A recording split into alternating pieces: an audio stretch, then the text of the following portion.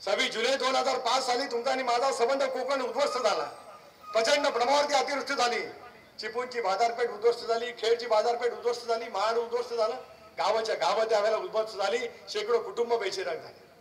रायगड जिल्ह्यातील जुळी सारखं गाव जिथे कुणबी समाजाची संबंध गावं राहतात, 100 माणसं एका गावातली मृत्युमुखी पडली।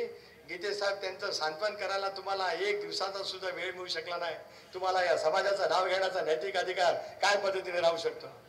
सुनील तटकरे, भास्कर जाधव त्या क्षणाला 24 तासाच्या आत त्या ठिकाणी पोहोचले, पण शरद पवार साहेबांसारखं सुद्धा राष्ट्रीय नेतृत्व 48 तासाच्या आत चिपळूणला ते हजर झाले आणि आपल्या या सगळ्या परिसरामध्ये दौरा केला आणि आपल्या या आपत्ग्रस्तांचे पूरग्रस्तांचे प्रश्न सोडून त्या दृष्टिकोनातून प्रयत्न केले गेले।